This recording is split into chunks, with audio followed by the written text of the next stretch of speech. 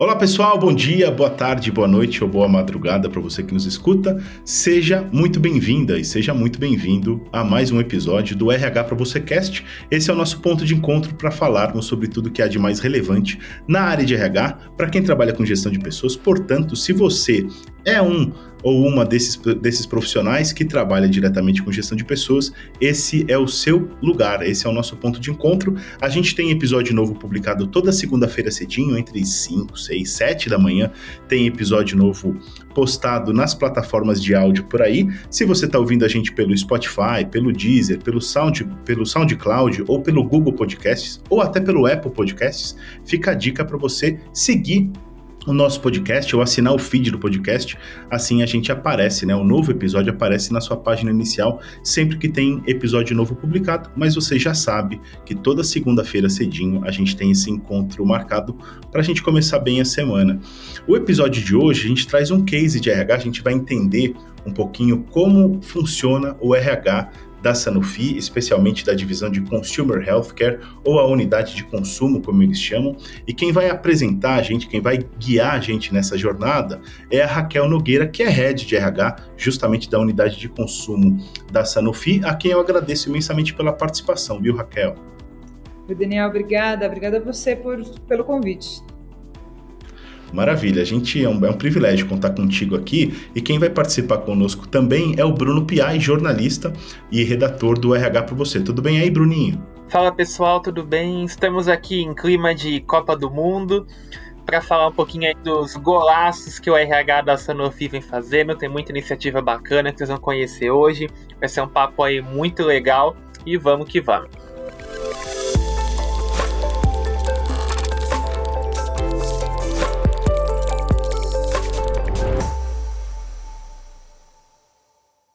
Bom, a Sanofi não é muito diferente de qualquer outra companhia no sentido da contextualização dos últimos 2 anos. Obviamente, 2 anos muito diferentes daquilo que a gente está acostumado, inseridos num cenário de pandêmico, num cenário de trabalho remoto, híbrido, impactando tudo, né? Impactando a forma como a gente trabalha, a forma como a gente se relaciona com o trabalho. E aí eu queria começar essa conversa perguntando, justamente para a gente poder contextualizar, Raquel, um pouquinho sobre a sua perspectiva de como foram os últimos 2 anos da Sanofi, e especialmente falando da empregabilidade dos jovens, porque eu sei que esse é um tema caro para a companhia, então queria que você falasse um pouquinho sobre a contextualização desses últimos 2 anos e como a pandemia de fato tem impactado a empregabilidade dos mais jovens. Perfeito, Daniel. Olha, foram anos bem impactantes, bem difíceis, né? Acho que para a empregabilidade geral. Acho que a questão das pessoas terem ficado muito tempo em casa, muito presos dentro de casa, obrigados a ficar reclusos, fez com que as oportunidades acabassem diminuindo. Então, as pessoas não foram muito vistas, as pessoas não tiveram muitas oportunidades. E principalmente pela situação econômica também, né? A gente tem uma questão econômica que muitas empresas fecharam, não foi todo mundo que conseguiu sobreviver a esse momento de crise. Então, a gente tendo que ficar dentro de casa, muitos jovens, inclusive, não retornando às aulas, tendo que fazer aulas online, todo esse contexto, esse cenário, gerou um gap social ainda muito maior do que a gente já tinha, principalmente para esse grupo de jovens, o grupo que estava começando a entrar no mercado de trabalho. Então, para eles foi um impacto muito, muito grande. A gente começou a ter mais contato com essas pessoas e conversando muito com eles, dá para ver o quanto eles perderam. Então, foram 2 anos, imagina a gente, na nossa idade de 16, 17 anos, passando 2 anos em casa.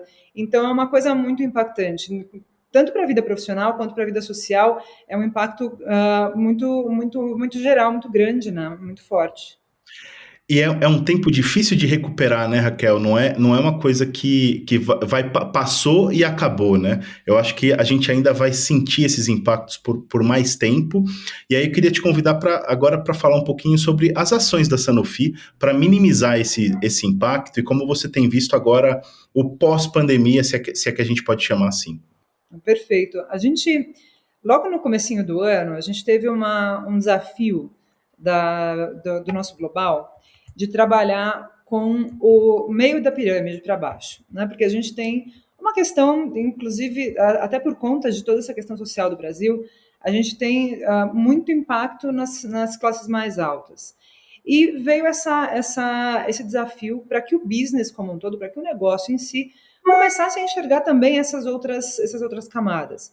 Então, dentro do RH, o que a gente pensou em fazer? A gente falou, bom, acho que a gente tem uma oportunidade aqui. Mesmo sendo uma conotação de negócio, de business, a gente pensou, bom, como é que a gente consegue impactar e ajudar o negócio a ter esse contato maior também com essas classes, né? Porque uma vez que a gente tenha pessoas envolvidas dessas classes dentro da nossa comunidade de CHC, de consumo na Sanofi, a gente consegue ter a visão deles a respeito dos nossos produtos. Então, foi um ganha-ganha, né? A gente, então, começou a pensar nesse projeto para conseguir ter também a visão dessas pessoas internamente e para conseguir dar oportunidade para essas pessoas de uma primeira entrada no mercado de trabalho. Então, muitas vezes, a gente, até como RH mesmo, eu tenho muito tempo de RH, lá atrás, no meu início do RH, a gente costumava fazer algumas entrevistas onde já vinha um briefing assim: precisamos de faculdade de primeira linha, precisamos de inglês, espanhol, francês, enfim.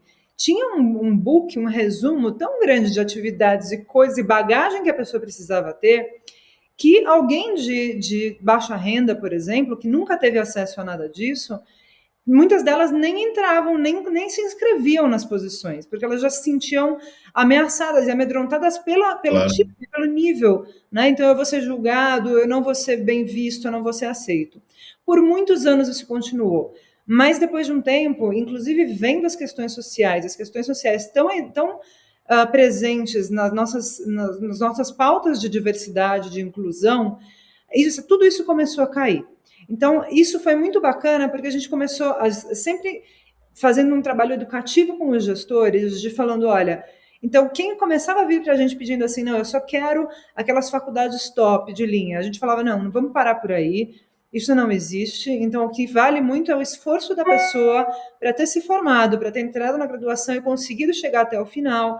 Então, todas aquelas pessoas que, de fato, batalharam e se esforçaram para chegar até ali, isso era o mais importante. Então, a gente já vem numa construção dessa mudança de pensamento para que as pessoas consigam, então, entender que a realidade do Brasil não é composta só por essa camada que consegue se formar, que consegue se formar em boas faculdades e consegue ter inglês fluente, porque a maioria das pessoas que consegue ter inglês fluente quer dizer que elas foram para fora, que elas moraram fora do Brasil, enfim. E não é uma realidade para todos. Na verdade, é uma realidade para um pedaço muito pequeno da sociedade.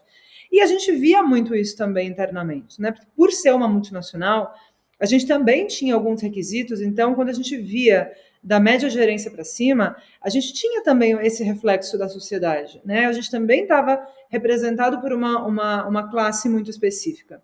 Então, a gente resolveu fazer esse projeto com o link de uma necessidade de negócio versus uma necessidade social, que a gente conseguiu juntar as duas coisas. Então, como é que eu consigo fazer o meu business pensar nessa pirâmide, pensar nessas classes que estão abaixo, trazendo-elas para dentro de casa. Então, só trazendo para dentro que eu consigo, então, ter essa visão. Será que eu consigo fazer um medicamento, ou fazer alguma coisa que tenha um custo tão alto? Como é que eu consigo viabilizar isso? Como é que eu consigo falar a língua desse consumidor que está ali e que é muito grande, gente? Se a gente for ver as nossas classes C, D, elas são enormes, tem um potencial ali gigantesco para a gente abraçar.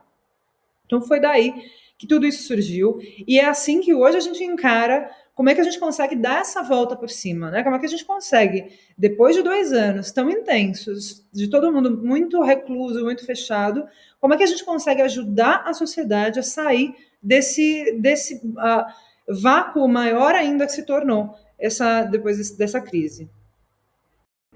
Acho incrível, Raquel, assim, tudo que você traz, porque ilustra não só a necessidade óbvia do RH conhecer profundamente o negócio, mas é também fundamental entender o contexto socioeconômico em que o negócio está inserido, né? Quer dizer, o negócio não existe apartado do país, da sociedade, de todo o contexto que a gente está inserido, e acho essa uma baita de uma lição e que pode inspirar muito os nossos ouvintes, né, Bruninho? Eu acho que a Raquel tocou num ponto muito bacana que eu queria pegar de gancho, que é o trabalho educacional com a gestão. Porque quando a gente está falando de uma iniciativa assim, a gente não está falando só de uma iniciativa de mercado, mas também uma iniciativa social. Hoje nós temos muitas pesquisas que mostram que o consumidor ele tem uma expectativa que a empresa, que o mercado como um todo, seja um pouquinho mais ligado nessas questões sociais, ele não seja só tão corporativo. Mas a gente sabe que muitas vezes o gestor, principalmente em empresas que têm já muito tempo, não é tão natural, às vezes, para ele ter essa visão. Então, você precisa levar esses conceitos, essas novidades, esse novo mercado para ele. Eu queria que você falasse um pouquinho, Raquel, tanto no sentido da Sanofi e até no sentido de dar umas dicas para quem está ouvindo a gente, o pessoal que tem ideias como vocês tiveram. Como que faz esse trabalho educativo? Como que você, RH, você é um líder que tem uma ideia bacana, que está enxergando essa realidade, você leva isso para a gestão? Como que você convence que há essa necessidade de fazer uma mudança ali no mindset que a empresa tem? Olha, a primeira coisa que quando a gente começou a pensar nisso, a primeira coisa é não vamos colocar culpa em ninguém. Então, assim, o gestor tem o mindset dele, ele tem a cabeça, a forma de pensar que ele veio sendo educado desde então. Então, não vamos culpá-lo, né? Vamos começar por aí. Então, não é culpa de ninguém a forma como ela pensa. Então, a partir do momento que eu dou luz a outros modos de pensar, outras vias para que a pessoa possa entender como é que está a nossa comunidade, como é que está a sociedade, aí sim, eu dou luz a vários caminhos, e aí ela tem como obrigação a opção de escolher por onde ela quer seguir. Se ela quiser continuar com o pensamento engessado que ela tinha, aí eu sempre falo para os gestores que a gente tem aqui, aí é uma opção sua, é uma escolha sua. Mas a partir do momento que eu já dei luz, que eu consegui dar orientação e conseguir fazer com que as pessoas entendessem que existem outros caminhos, a opção de percorrer outros caminhos delas.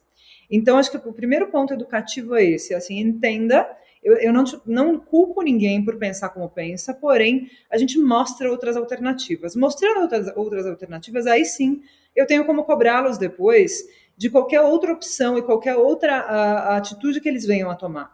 Então, se depois da gente ensiná-los e educá-los, falando, olha, existem outras opções. Eu não preciso de uma faculdade de primeira linha por milhares de razões. Eu não preciso de inglês. Se eu precisar do inglês, eu posso educar as pessoas depois. Eu posso trazê-las para dentro de casa e ensinar isso para elas.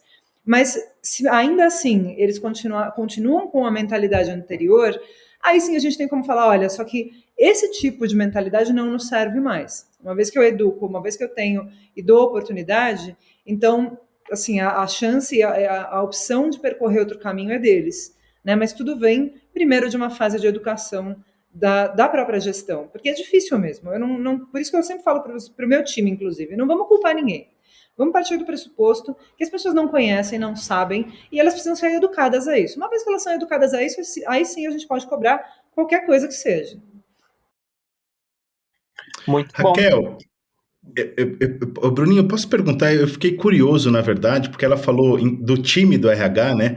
E aí, isso é sempre uma dúvida que surge, do tipo, tá, e aí, como é que eu envolvo o meu time, né? Eu queria que você falasse um pouquinho sobre a estrutura de RH da Sanofi e da unidade de negócio que você encabeça, Raquel, e como foi né, você patrocinando isso, mas também como é que foi o envolvimento, o engajamento do time de RH e, claro, isso transmitindo para as lideranças da companhia. Né?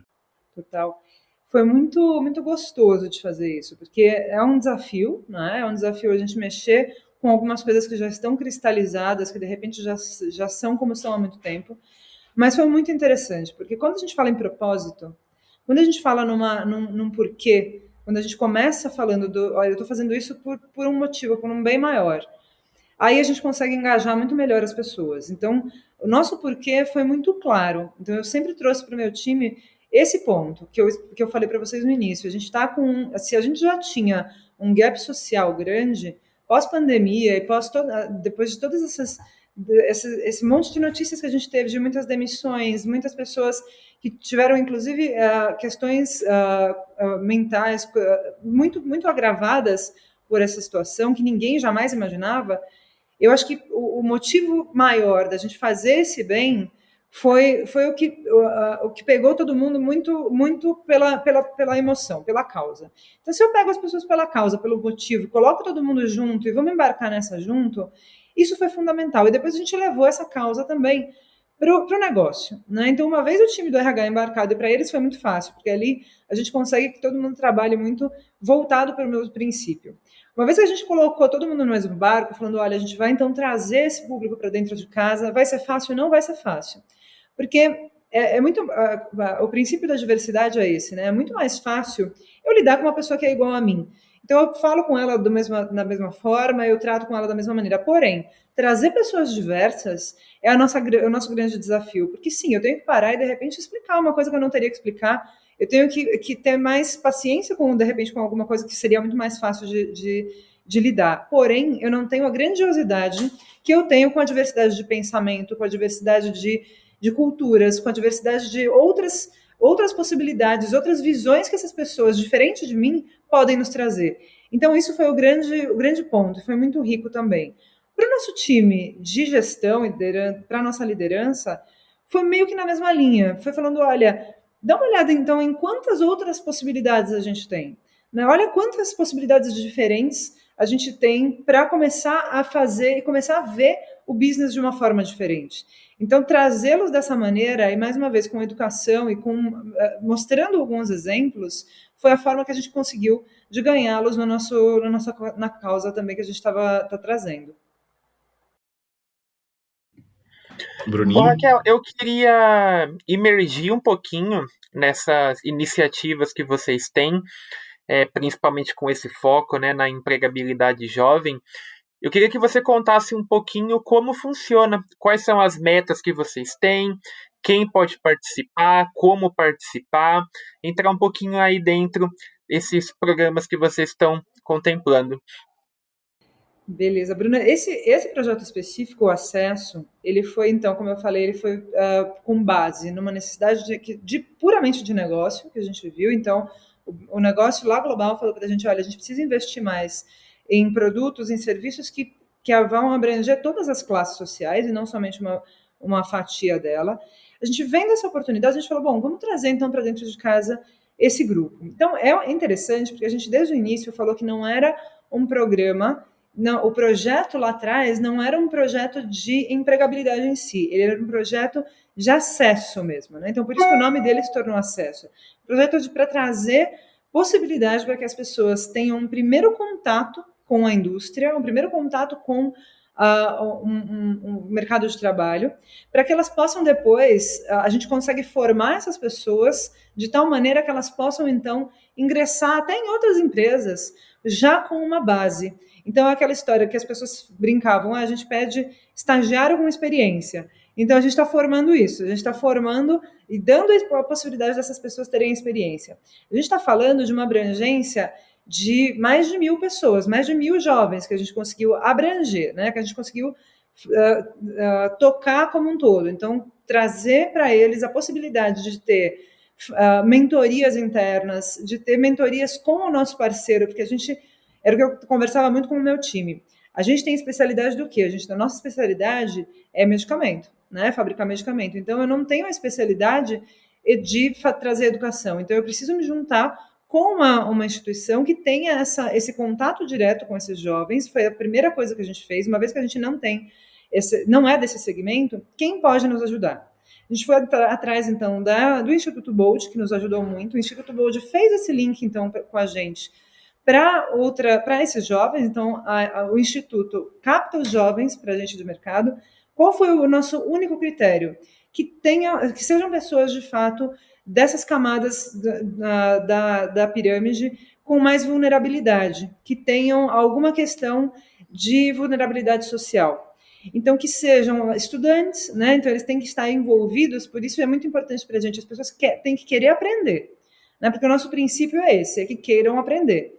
Então, a Bold captou esses jovens, fez um primeiro trabalho com eles, que foi muito bacana, de uma mentoria de autoconsciência. Então, eles chamam de jornadas, né? Então, a jornada da autoconsciência, a jornada do propósito. Então, o que vocês querem? Isso já faz uma triagem inicial para saber quem são esses que estão de fato a fim de aprender, de querer conhecer coisas novas, de se empenhar para fazer isso com a gente. Então, eles têm, durante 2 meses praticamente, uma jornada com um instituto 100% online.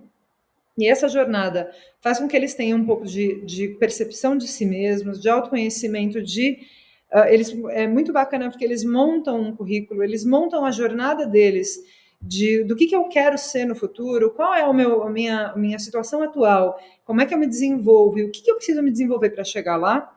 Depois eles passam para dentro de casa. Então, a gente faz alguma triagem, aqueles jovens permanecem com a gente e com a Bold, aqueles jovens que fazem toda a mentoria com eles inicialmente e a gente traz para dentro de casa. Então, a gente selecionou, a gente fez a abertura na Sanofi, em CHC, a gente fez a abertura para os colaboradores, falando, olha, a gente vai começar esse projeto e quem tem interesse em ser mentor desses jovens, ser mentor interno.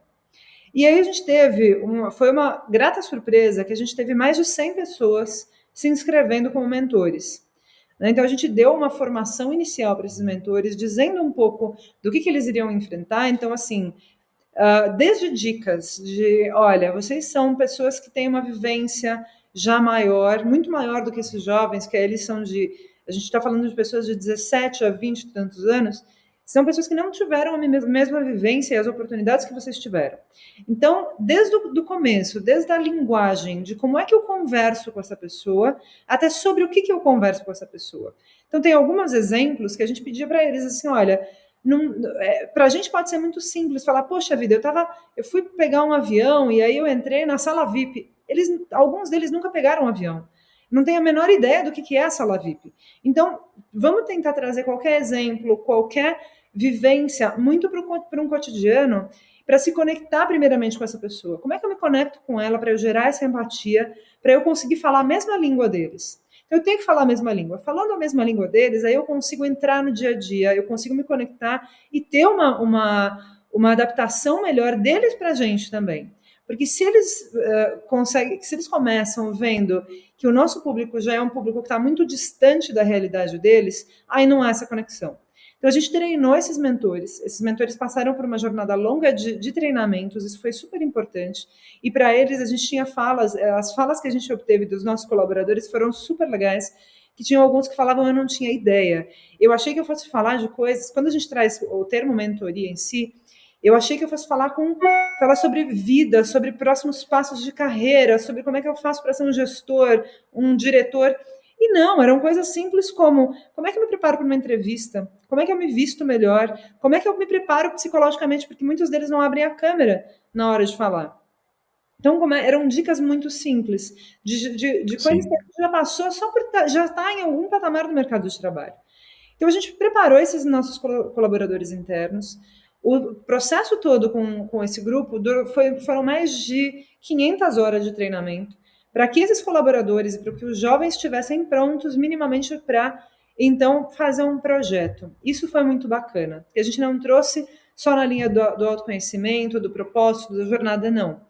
Eles passaram por tudo isso e depois de triados, e assim, aqueles que estavam afim mesmo, que queriam, que entenderam o que é a CHC, o mercado de medicamentos, o que a gente está buscando dessas pessoas, a gente viu quem estava afim e falou, bom, então vamos fazer então um projeto juntos. A gente dividiu em 4 grupos.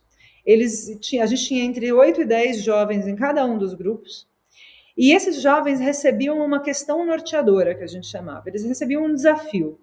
Então, assim, como é que a gente consegue colocar a Allegra, por exemplo, que é uma das nossas marcas que tem uma abrangência muito grande, mas é também de um mercado um pouco mais restrito. Como é que eu consigo colocar a Allegra dentro de outras camadas da sociedade? Como é que eu consigo tornar isso mais acessível? E eles tinham que trabalhar em cima desses cases. E aí os nossos mentores internos, eles passaram de mentores individuais a mentores de grupo. Isso foi muito legal, porque aí começou a falar um pouquinho mais a língua principalmente dos nossos marqueteiros internos. Então, a área de marketing foi fundamental para que a gente conseguisse trazer para os jovens assim, olha, você vai ter que criar uma persona, por exemplo. E essa persona é baseada em quê? E aí vinham os nossos marqueteiros, mentores, para fazer a mentoria com esses grupos, para ajudá-los a chegar no final e ajudá-los a chegar com uma solução para cada um desses cases. A gente fez algumas bancas avaliadoras, então daí a gente pegava outros grupos, outras pessoas da Sanofi para julgar esses trabalhos. E no final do primeiro semestre, que a gente fez em julho, a gente fez uma banca final, em que a gente pegou pessoas até de fora, são brasileiros que estão na França, trabalhando fora do Brasil, colocamos eles aqui, os nossos heads todos, head de marketing, head comercial, enfim, todos para fazer a avaliação mesmo e escolher qual foi o grupo vencedor. Desses grupos, a gente tirou dos 4, a gente tirou 3 para ir para a final, e na final a gente escolheu, então, 5 jovens que foram os 5 contratados. Então, a gente teve até estagiários até colaboradores mesmo, até pelo grau de formação, pelo um pouco do que eles já tinham de bagagem, e pelo que a gente conseguiu formar. E ver oportunidades internas, a gente conseguiu selecionar e colocar 5 dessas pessoas para trabalhar com a gente. E a gente já está na segunda onda. Então, a gente já está vendo um grupo maior. Eu acho que agora a gente vai ter a nossa final na semana que vem, no dia 30 de novembro, a gente já tem a final para selecionar também os grupos. Dos grupos para selecionar quais são os candidatos que a gente pode ter internos, e a gente espera ter pelo menos 10 ou 15 pessoas já dessa nova leva selecionadas na Sanofi. Então, por isso que eu comecei falando que não é um projeto só de seleção. Seleção mesmo para a gente tem alguns, a gente consegue selecionar, até porque a gente não tem um número de vagas tão grande, a gente consegue selecionar um número menor, mas assim, eu consigo ter parceria com alguns dos nossos fornecedores, com alguns dos nossos clientes, parcerias muito bacanas, e eu consigo pegar desses que eu falei, a gente conseguiu chegar a mais de 1.000 pessoas, 1.000 jovens. Desses 1.000 jovens eu consigo entregar um currículo para os meus parceiros, tanto para os meus fornecedores quanto para os meus clientes, falando, dá uma olhada, aqui você consegue colocar na sua rede de farmácias, eu já consigo te dar um book completo com 1.000 pessoas para você selecionar. Então, eu faço um trabalho prévio de seleção para os meus clientes e fornecedores. Então, é um trabalho ganha. Ganho eu como Sanofi CHC, ganha a sociedade, ganha meu fornecedor também. Então, a gente consegue fechar o ciclo da sociedade como um todo. Raquel, muito obrigado por participar hoje com a gente do episódio. É muito inspirador, assim, acho que tudo que você compartilhou com a gente é incrível. Queria parabenizar você pelo trabalho e agradecer mais uma vez por ter tirado um tempo para falar com a gente hoje. E parabéns mesmo, porque é uma baita de uma história, espero que inspire muita gente. Obrigada a você, foi muito legal, assim, foi muito legal fazer o projeto. Vou falar para vocês, Sim. É fácil? Não é fácil, tá? A gente tem que convencer bastante gente, a gente precisa engajar muitas equipes, mas é tão significativo. E um retorno que a gente tem depois. E recompensador. A recompensa depois, ela é infinitamente maior o esforço que a gente faz no início, porque a recompensa, ela não tem tamanho, ela não tem medida. A gente vê os relatos que os jovens nos trazem, os relatos que os próprios colaboradores nos trazem, assim, olha, mexeu com a vida das pessoas. Isso não tem preço. Exato. Maravilha. Obrigado mais uma vez. Super parabéns. Bruninho, obrigado também por ter participado hoje com a gente, viu? Eu só queria enfatizar que a gente que está aqui desse lado, né, Dan, a gente sempre busca cases assim e a gente muitas vezes acaba perdendo um pouco a noção do quanto eles são desafiadores e complexos, né? Tudo isso que a Raquel falou de encontrar parceiros, de treinar por tantas horas, o fator da mentoria, os desafios, o desenho da iniciativa, é muita coisa, é muito esforço, e a gente vê a recompensa quando ela fala que mais de 1.000 jovens já foram envolvidos, fora todo o fator engajamento, todo esse ganho social. Então, muito legal. Também queria parabenizar aí o projeto, tenho certeza que quem acompanhou gostou muito. Tenho certeza também que é muito inspirador, tem um potencial de inspiração muito grande. Então, muito legal aí poder conhecer um pouquinho do trabalho de vocês.